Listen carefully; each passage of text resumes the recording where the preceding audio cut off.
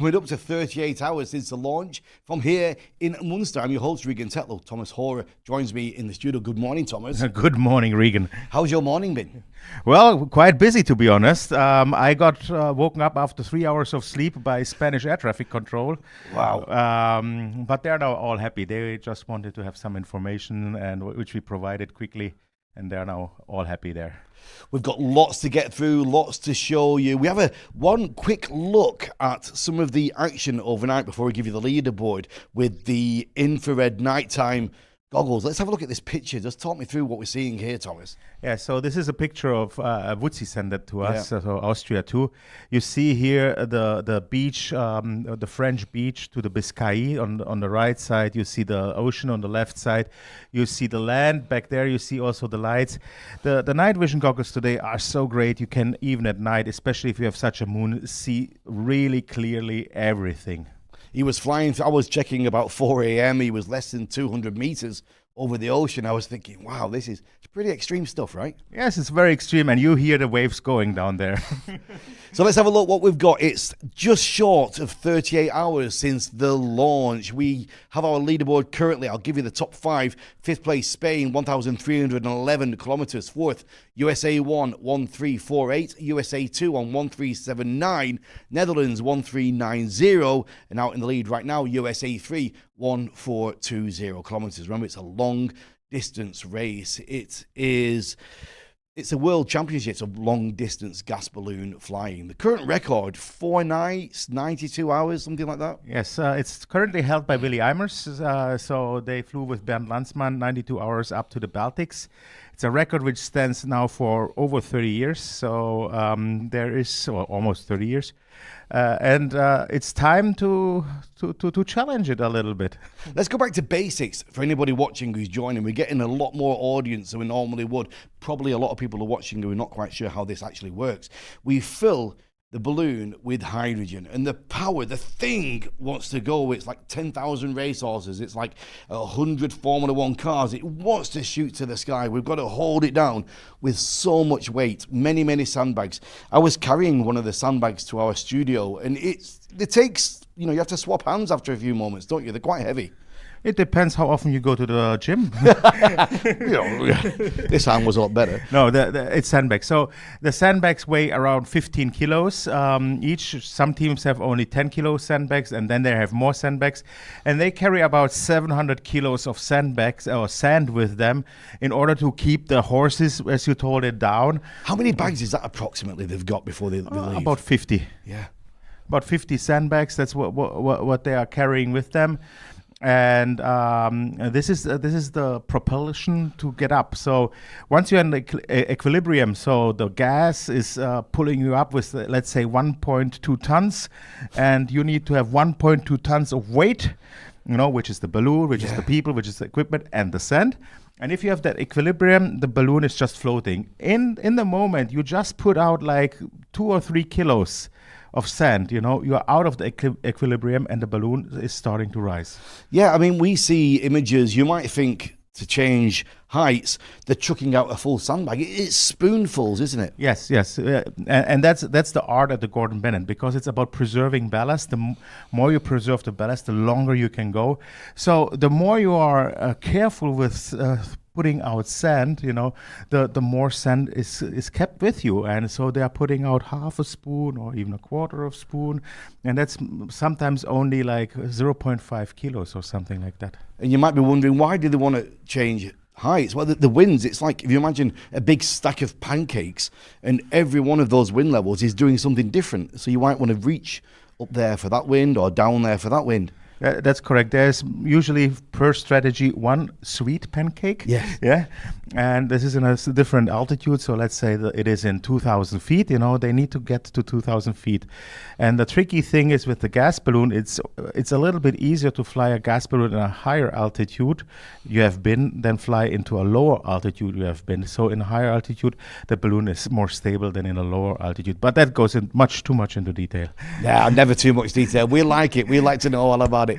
So we've had a couple of teams landing, as we know already. A few teams are already on the ground, and we've been interviewing them as we can. We caught up a little bit earlier with the team from Great Britain, with Deborah and Anne. And we're joined by Anne Rich, Deborah Day, Great Britain, team number 1. Good morning, guys. Good morning. How are you feeling today? Better for a night's sleep and a shower. Well, big Feeling respect. great. Big respect for your race. Tell me about your race. Tell me about the takeoff, being the first one off the podium. How was that? Emotional. Yes. Wonderful. Yeah. Seeing the crowd, all those people, it was absolutely wonderful. Quite moving. It was for me on the commentary, actually, to have the national anthem as you lifted away. How soon after that do the emotions go back to normal and you're into flight mode? Is it seconds, minutes? How does it work? Minutes, I think. I mean, quite a lot of minutes, but yes, it took us a while to come down from that. But we'd been set off very nicely, so we were just in a nice steady ascent, and we got a little bit of time just to calm down and then switch on to let's get on and fly the rest of the flight. And how was that first night? How was that flight? Flight was good. It was great. Yeah, sadly, we had to land a bit early, but that's the nature of the game, isn't it? Can you tell me a bit about that process of deciding to land? How does that work? Well, I would always continue to fly unless there's a safety issue, and this was a safety issue, so therefore it's not. Normally, I would look back and think, oh, wish we hadn't landed. We could have carried on. There was none of that this time. We had to land. It was a safe decision. And We were all set to go. We were all set to go. We were all set to go. And then it was just and then something happened, and just no, that's a no. Yeah, it happens, doesn't it? I get the feeling that's going to be a secret for now, right? Oh, for now, yes, because yeah. No problem, no problem. My interview censors told me we weren't going to discuss that. So where are you right now? We're at a friend's place. Yeah, we were really lucky. We've got friends from Yorkshire who now live out just south of Limoges, and we actually flew over them shortly before we landed, and we were all, we're off, we're carrying on. And then we had this issue, and so we landed and called and said, "Come and rescue us!" And so we're all now being treated to breakfast and looked after. Yeah, so that was fantastic. Wonderful. What's next for you two, or individually in ballooning? What's coming up? Well, so take stock, and then yes, more adventures, I hope. And you think we'll see you back in the Gordon Bennett? Oh, without doubt. Yes. If I'm able to, absolutely.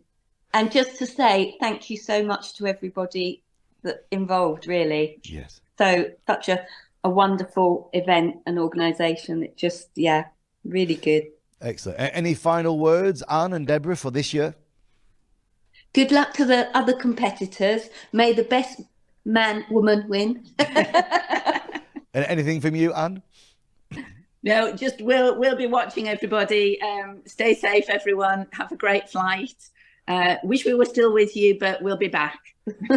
Thank you very much. Really nice to see your smiley faces. Thank you, Aidan. And we'll see you soon. Take care. Take care. Bye-bye. Bye. Due to my time right now, 38 hours and 7 minutes. Keep your messages coming in, everybody. We'd love to hear from you on social media. Let us know any questions you might have about the Gordon Bennett race. We've caught up with Team Australia and Kif and his team as they landed. Good morning, Kif. Australia on the ground with the team. How are you feeling? Oh, fantastic. It was really good. We were kind of like, we were waiting for that sun to rise, but because we're flying over a forest, and I think the next thing's the sea. So we're a bit it'd be nice to get on the ground somewhere open, and we've managed to achieve that. What do you think? How was my landing? It was fantastic, April. Fantastic. Yeah. So just like a baby's kiss. Thank you for all your content we've been getting. Great videos. We particularly liked the one with the passport yesterday for your quick exit. Yeah, well, that's still happening there, Reagan. Yeah, so, yeah. Tell us about your balloon and the performance, a brand new balloon. Yeah, well, we would have, as I said, before I left, it would have been great to do all of the basket organisation prior to to departure. So I think we did a pretty good job. The bloom was great. We were very lucky to have Michael Wimmer, who's a incredible examiner from Germany and from Bavaria in gas ballooning, and he's taught us well. And he was on site just to help us out. We've had a great team, and of course, as you all know, being around it, the gas ballooning community is just so helpful for people like us who are kind of novices at the game. Yes. But we felt very comfortable the whole flight. It was a beautiful flight, and we're just so thrilled that we could fly 1,000 kilometres. That's just such a special thing in ballooning to say you've done such a thing. Absolutely, it is. 2 nights as well, 24 hours, a day and 24 hours and more as well. It's a massive achievement for anybody. Yeah, well, I mean, as everyone knows, I mean, Gordon Bennett is a test of endurance, and I'm just really looking forward to seeing how it plays out from this point on. I mean, we'll be having to drive for a long time to get back to Munster. So Darius is heading back to Poland, so we've got some good time to be able to track the other guys. But as I say, we feel very privileged to be amongst the company of these aviators, and not just the people in the air, but all of these champions and people in ballooning on the ground.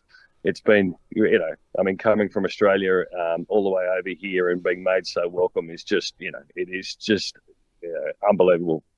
Any thoughts on the rest of the race, like you just mentioned, on what's going to happen? Oh, well, we were just watching the guys kind of heading out to the Atlantic there and, wanting to do the hook turn. And we were just commenting about just how brave these guys are and or fearless, I should say. That's not we're not up to that stage yet. But as I say, I've watched the IMAs, I've watched the French team, Eric and the guys just, with total awe. I mean, I've been ballooning now for 37 years and I'm just amazed at the skill of these people and how they go about their business.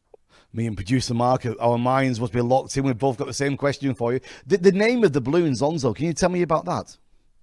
Yeah, well, Zonzo in Italian actually means to wander.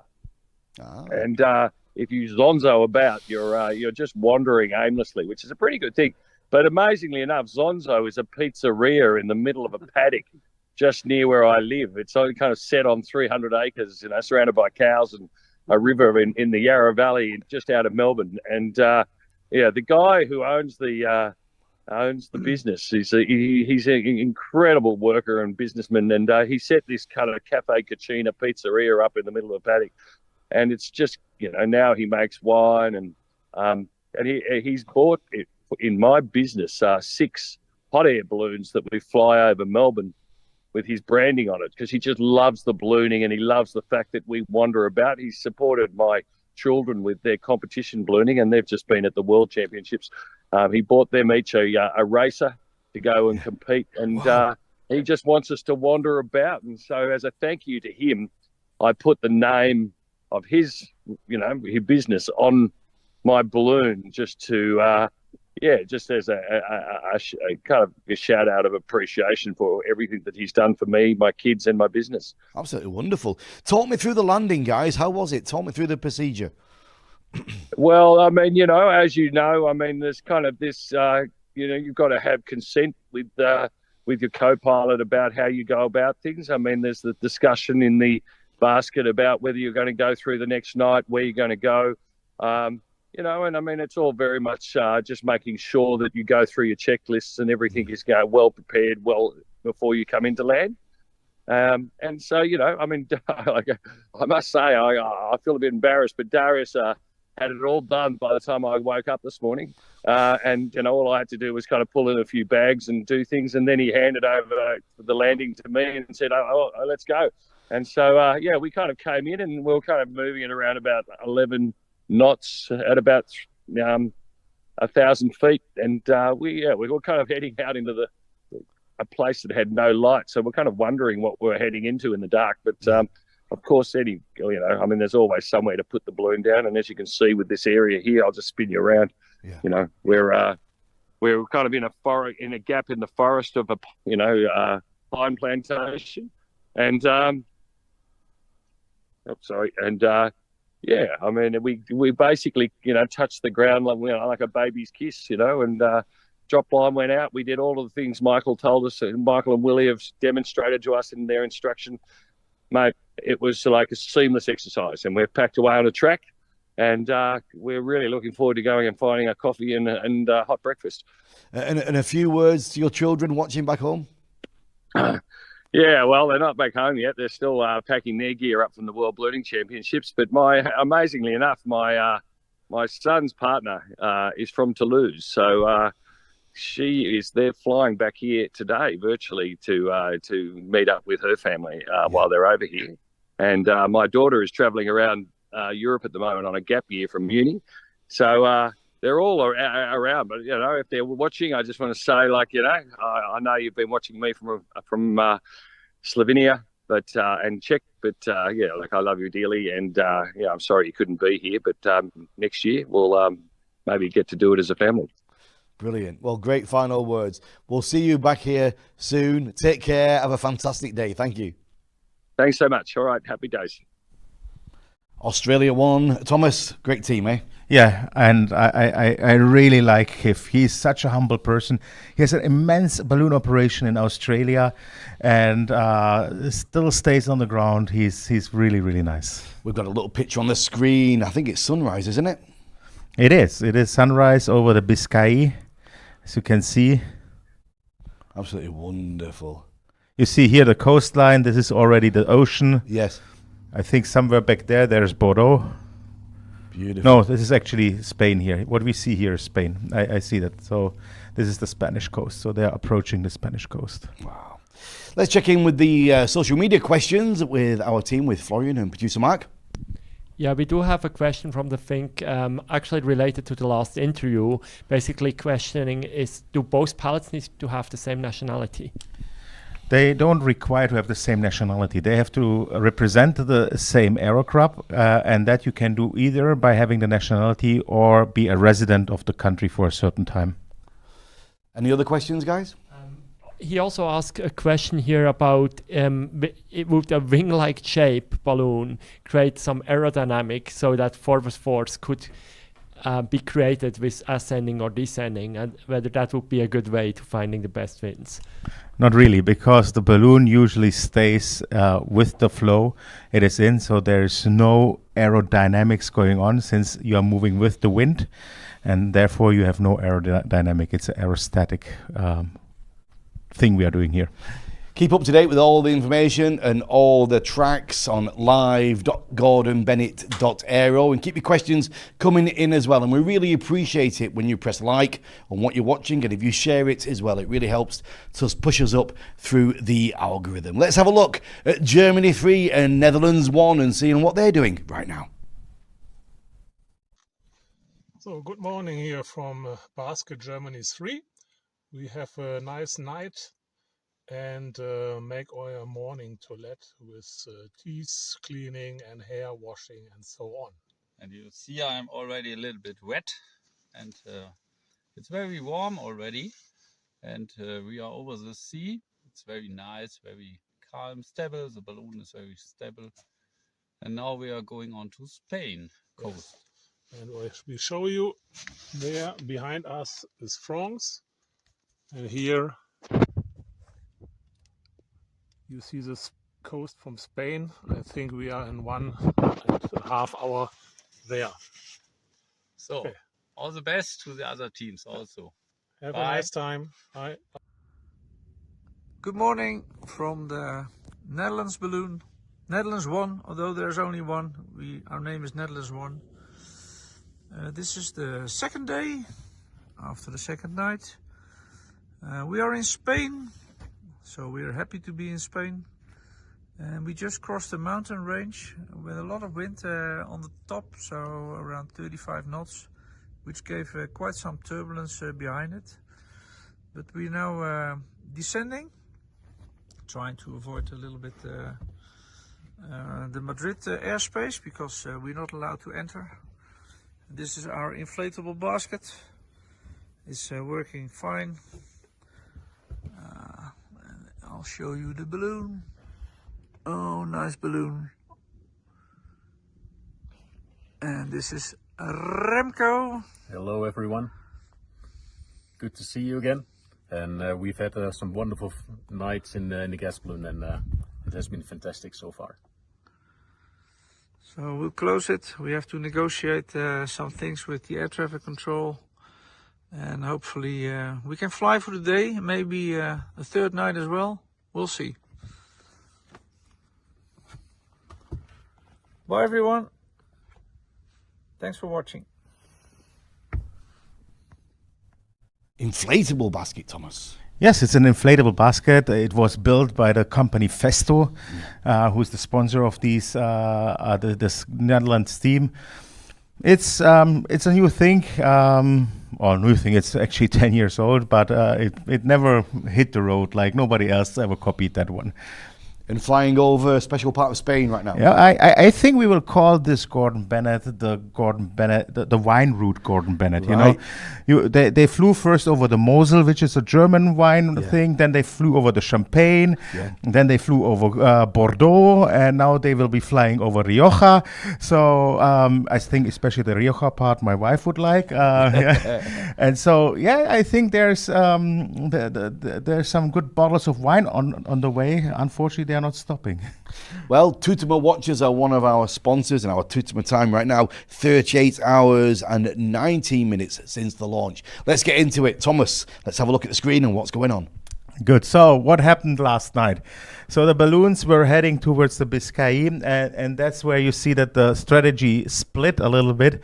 There's one strategy to go over the Biscayne to get more to the west, with a risk that how to get back in, but I think the winds are very safe, so there is always a way to get back in.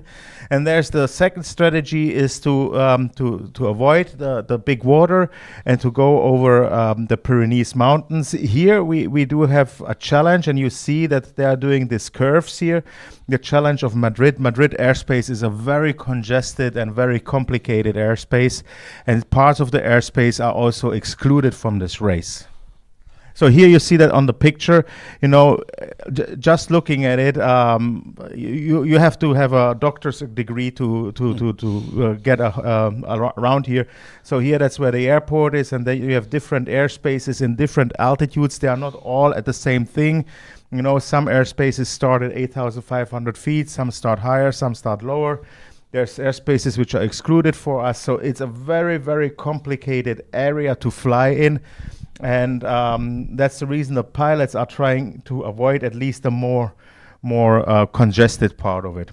And now looking into the trajectories, what is going to happen? What I have heard from all teams, they have loads of ballast. So the race, in my eyes, will not be over tonight. You know, so. And now we just took a random point. It's not a specific balloon. It's a random point.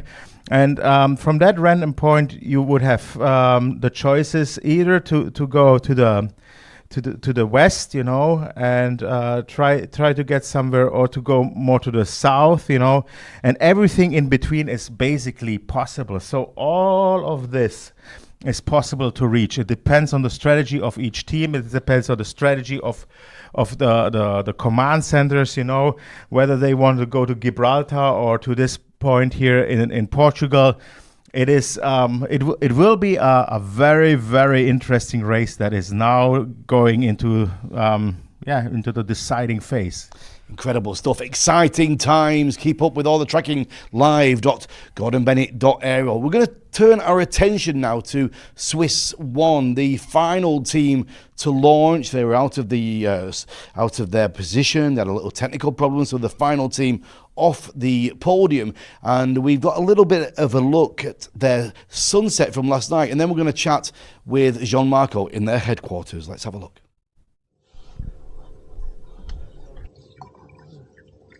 So this is the sunset picture from Swiss One. And you see they have loads of time because they sent us an edited video, you know, so I wouldn't say they are bored up there, but they have loads of time. And now look at the dinner. I mean, this is $1,000 or $1 million dinner, you know, in in let's say 1,000 or 2,000 feet above ground, having the sunset in the background. I mean, if I think if that would be somebody wanting to get it, it's impossible. Yeah, it's absolutely wonderful indeed. Let's check in with Jean-Marco in their headquarters. Joining us from Swiss One headquarters, Jean-Marco, good morning. Good morning, Regan. What's been happening so far today? Well, I just got up and took over my shift. I've been, of course, we've been monitoring closely the positions of all the balloons. We're currently tracking, I think, the most northern route of all the balloons, which is what we wanted. So, yeah, we're quite happy. Can you tell me about the launch and the technical problem? What was going on there? Yeah, so for us, it was, I mean, more for the balloon, but it was a very stressful situation. We got the information from the team, I think about an hour before the launch, that they're having technical issues, electronical problems that they're working on solving. They were writing that they're soldering something, so we didn't know a lot what was happening, and they just told us that they need to go last of the field, but that they're optimistic that it works out.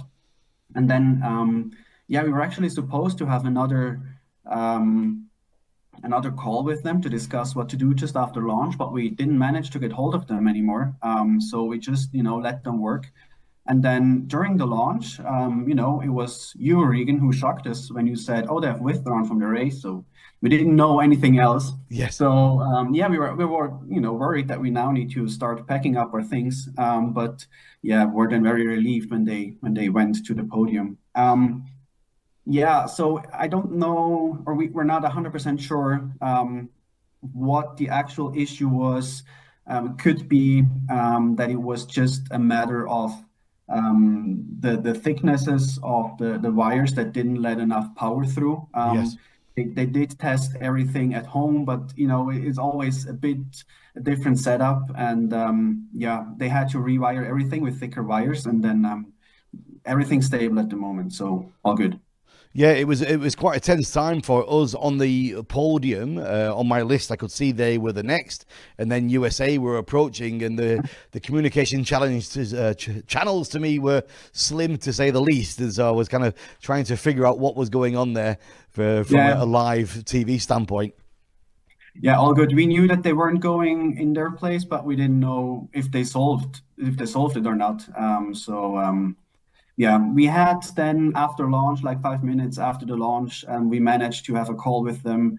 We could talk through the issues and also discuss what that could mean for the race and what they now need to do. And yeah, all calm now. So right now, over the ocean? Yes, exactly. And we're not the only balloon. Many of the balloons have gone into the ocean. Yes. During the night in the Sea of Biscaya, and the track is going towards the southwest, and the balloons will get to land again. I think the last one's around noon or so, and it's all very safe. We have many escape options in the higher altitudes, so it all goes back to land in Spain. So there's no risk at the moment. Incredible. And you guys are the furthest out at the moment. It's for a casual observer, it does look quite scary, but as you say, it's all under control. Yes, so there's no worry for those reasons. In the Gordon Bennetts, sometimes it helps to be the one most out. Sometimes it doesn't. For this time, we think it could be beneficial in the end, but we will only know tomorrow or whenever this race ends if it was a pro or a con. Tell me a little bit more about that. Why is it sometimes beneficial to be the furthest out? How does that play in? So when you're either behind or the one furthest out, you might be the last one to land. And when all the others in front of you have landed, then you know where you need to go in order to beat another place and move further up. And yeah, here it looks like the balloons will move into Spain, maybe Portugal, in a southwesterly direction, and yeah, as the winds then change and maybe turn more into the south, then we might be in a good position. But yeah, it needs to turn out this way first, and maybe it doesn't. Wow, Jean-Marco, fascinating insight into the tactics of the Gordon Bennett. I want to thank you very much for your time. Thank you. Thank you, Regan. Have a good day.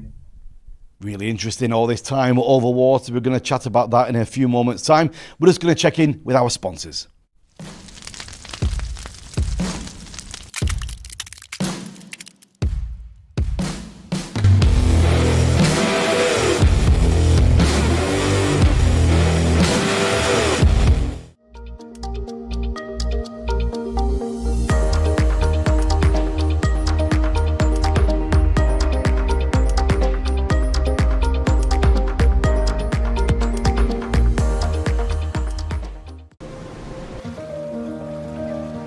It is not the hours, minutes or seconds that define us, but generations.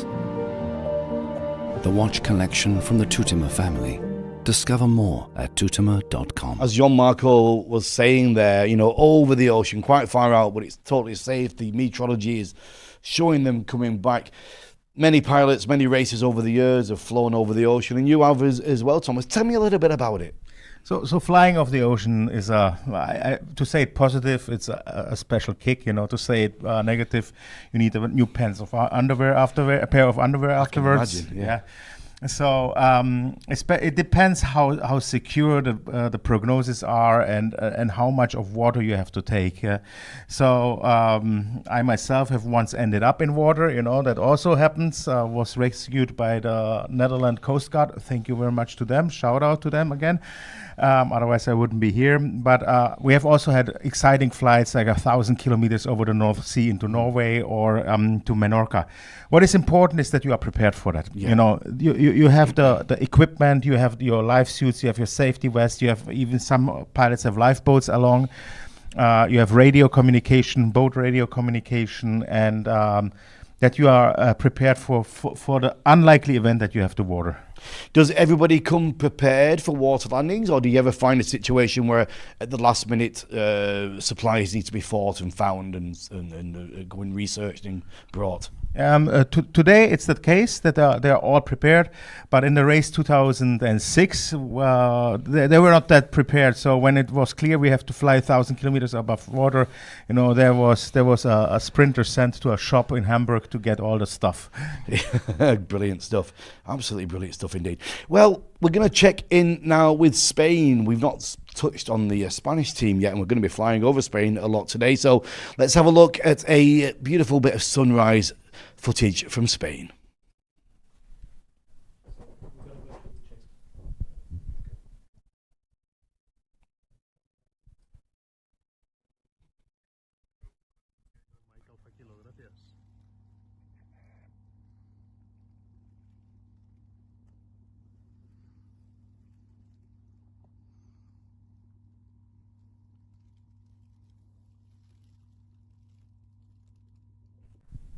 And a very good morning, everybody. Buenos dias.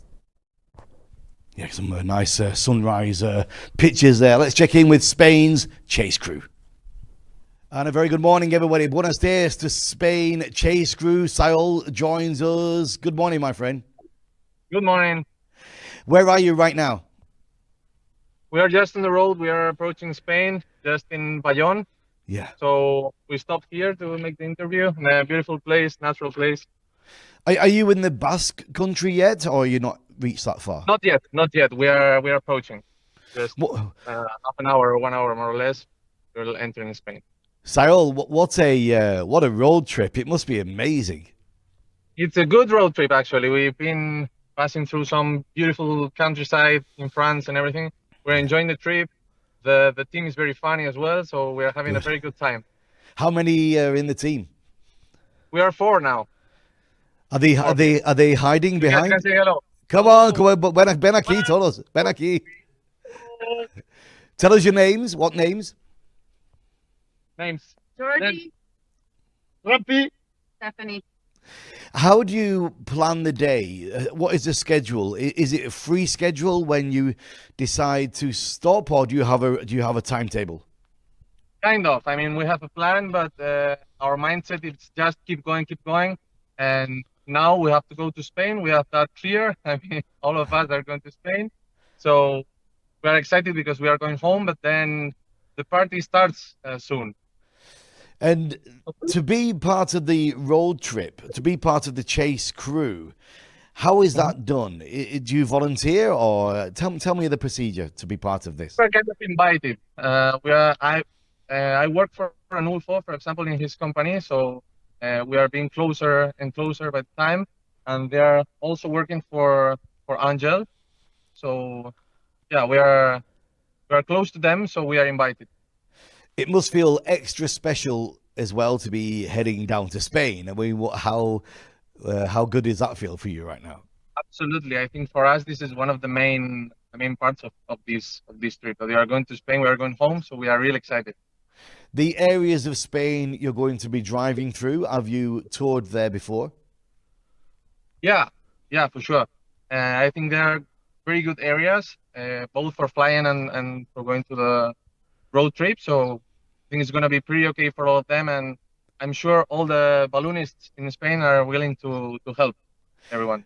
Do you have much contact with the pilots in the basket, or do you leave each other alone? Are you in constant communication? No, we are in contact with them very often. They are sending us photos and some jokes and everything. So yeah, we are really in touch with them. Excellent. Are you sharing the driving, or you have one driver? If we are sharing the driving with them? No, the driving of the vehicle. Do you all drive? Oh, of course, yeah. Both, our three drivers, and then she's the master of commander. She's the command center, so she's always with the laptop and everything. Going stick to the plan. She's the real boss. She's our boss in the chase crew. How long does one person drive? 2 hours, 3 hours? 2-3 hours. Yeah, 2-3 hours. Yeah. Yes. Absolutely excellent. Tell me about your plan for the rest of today. We don't even know where we are going to have lunch. So we are keep on driving. Yeah, so just keep going on. Let's say we will do Burgos and Valladolid. Then I think we'll keep it still a little bit first. But Yeah, we'll check back in this evening and tell you. We have a huge ballooning team in Valladolid, ballooning fellas. So I think we are going to stop to say hello and maybe have lunch with them. I don't know. Creo que say un menú del día, ¿no? Yeah, exactly. The menu of the day. I miss that about Spain. I really do. Guys, thank you very much. Muchas gracias a todos, eh? Muchas gracias, Regan. Disfruta. Enjoy. Gracias. Thank you. Always good to check in with the chase crews. Thomas, such a big part of the Gordon Bennett race. They are, and they are such an important part. So first of all, they're the first ones who welcome you after when you're a pilot, you land down, you know. And since you are totally exhausted, they take care of the balloon, take care of your well-being and everything. Yeah. Sometimes the things go a little bit wrong. So one time a chase crew went down to Italy because thinking that that the team will land down on the tip of the boot, and the team continued to Greece, so they had to take a ferry to Greece over, you know. I heard the story that there wasn't a ferry; they had to drive all the way back up to the top of Italy. That's true. Yeah, that's true. So they had to do the trip twice.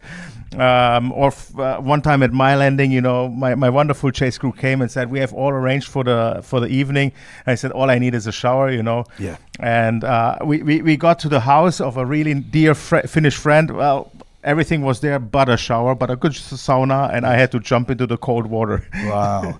It's not all fun and excitement. I mean, these teams are landing in various countries, and over the years, Thomas, there must have been, you know, some times where you've had to do quite a bit of explaining to land in a foreign country without passing through a border. Yes, so that's sometimes quite difficult. It's gotten easier since we have the European Union. Yeah. Nevertheless, there's countries who require, for example, a stamp in the passport to enter and a stamp in the passport to exit. As a pilot, obviously, in the air, you don't get a stamp, so you are now at the border and there's an entrance stamp missing, Yes. and there's a lot of explanation you have to do there and some diplomatic things as well. So, and that's the part of the excitement. That's the part of the thing. I mean, it's an adventure. It's an adventure in the air, but it's also an adventure on the ground. And people who do that, who chase, they need to be really, really tough and skilled people. Incredible stuff. We caught up with Noah and Brenda from USA 1 just after sunrise. Let's see what they were saying. Very good morning, USA 1, Noah and Brenda. How are you? Oh, we are fantastic. Never happier to see the sun than we were this morning, Regan. I'll bet. What a night, eh? Tell me, when did you cross over the Pyrenees?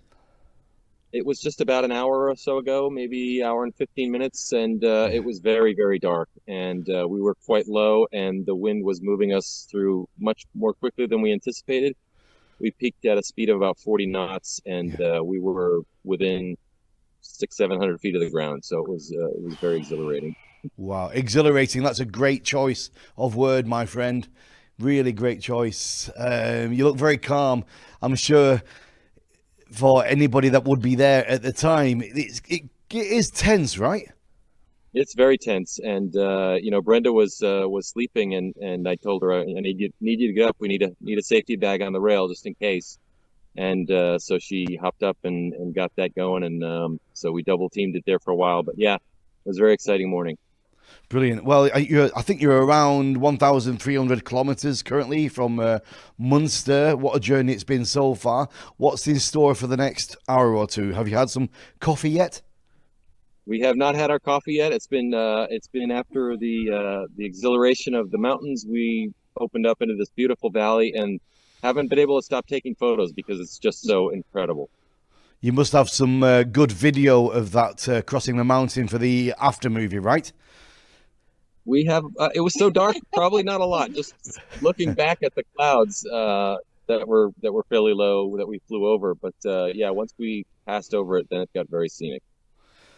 Incredible! Wow, absolutely incredible. So you must be looking at the tracking with all the teams. You're checking out where everybody is. We are, yeah, a lot of them over the Bay of Biscay and a few to the south that were in that group. So it'd be interesting to see which is the better strategy. Any thoughts on that? Not a one. You don't fall into the trap easy, my friend, do you? No, what an we're adventure. Some challenges today with Madrid's airspace and navigating around that and staying low to be able to do that, but also fighting thermals and conserving ballast. Yeah, you've got a good connection right now. What's your altitude? 6,200 feet. Right. For anybody watching at home who is new to this sport of gas ballooning, new to the coverage and just wondering what's happening, could you sum up this experience that you've had so far to a novice for somebody outside the sport? Even know where you would start with that. I mean, Sherry Wright's the one that said it the best. It's camping in the sky. Yeah. I think that's one way of explaining it, but you're also doing it in a very small space. Yes. And you're also privy to being able to see parts of the world that other people have never been able to see. Yes. It's amazing and beautiful and breathtaking. Every single hill we come over and every new area we see is just breathtaking and beautiful. Incredible. This is my first time in several countries. I'd never been to France until yesterday. Yes. I'd never been to Spain until today. And we just went over Pamplona. Pamplona, I believe is the way it's pronounced. And my understanding is that that's where the running of the bulls is held. It is. And we went right over the town, and just to see that from this perspective for the first time, it's I can find no words really. It makes me back here and explore it on the ground. Yeah. But in the air, incredible. Can we take the camera and have a bit of an explore? Can you give us a panoramic view of what you can see? We'd love to. So let's get my hand out of the way firstly. Wow. Look at that. Wow, look. The Pyrenees. That's incredible.